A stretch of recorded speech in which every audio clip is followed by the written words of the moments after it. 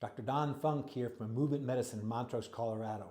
Today I'm going to talk a little bit about low back pain and how it relates to hip problems, hip mobility in particular, because that hip joint should move freely in and out.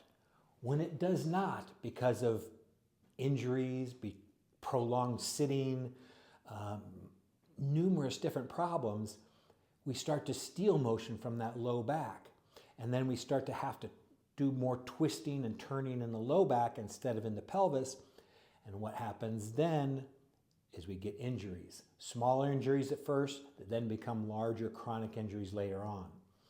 Because the lumbar spine and the low back was designed to bend forward and back quite efficiently. It's not very good at rotation. So we need to restore the motion of the hip joint so that we can allow the low back to heal. I'm going to show you 4 exercises that's going to help restore the hip mobility. So let's go out to the gym floor and get going on that. Before we get into the actual exercises, I want to show you how to loosen up some of that fascia and those tight muscles around the hips. This is the lacrosse ball. You can get them at most sporting goods stores. And what I'd recommend is start by loosening up those gluteal muscles. That's going to prepare the muscles for work and for stretching. And you can work that down that iliotibial band. There's some other videos I have on my channel that'll show this in more detail. But getting that fascia ready to work and stretch is very important. First one we're going to do is a rock back, and we're going to have our toes curled under like this. You can see that. And then we're just going to be rocking forward and back. And it doesn't look very hard, but when you're in acute low back pain, it can feel really difficult. And just getting some mobility in those hips is going to be very beneficial. The next exercise we're going to do, we're going to have our leg out here, and then we're going to rock slowly back. We can put our hands down if we need, if possible. That'll give us more of a stretch.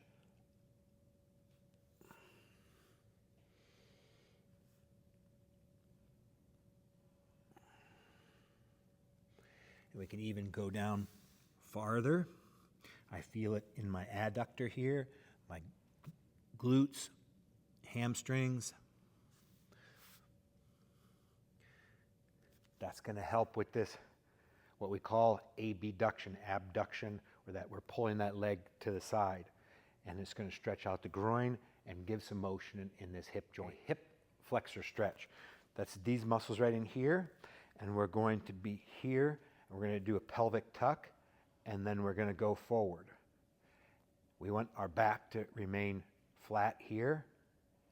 And just gliding forward. And we're going to feel that stretch in this area.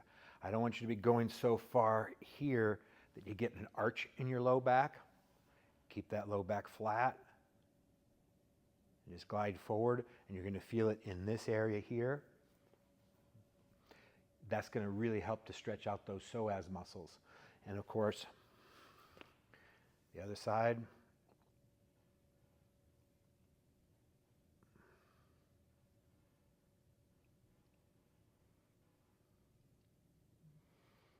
Another stretch that I love is this one where we're on all fours, and then we reach this leg back behind the other, and then we can rock our pelvis backward.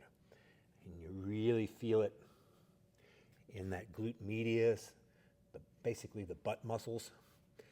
And you can even go down farther and reach this leg back farther. And all those are going to stretch different muscles around the hip and start to improve that mobility.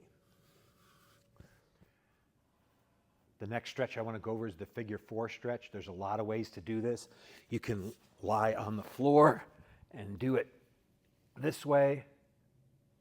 However, I really like doing it against a wall. Now, the closer you move your butt to the wall, the more stretch you're going to get. And I love doing it this way because the spine stays in neutral, but I can also get a really nice stretch here. Each one of these stretches you want to hold for 30 seconds.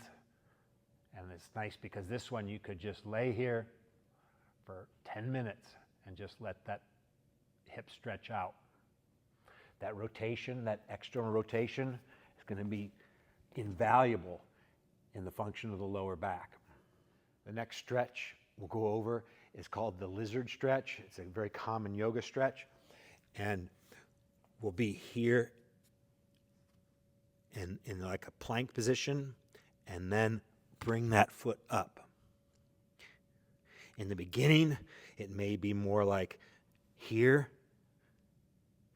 but as we do it longer and get more proficient at it, we should be able to bring that hip and that foot all the way forward.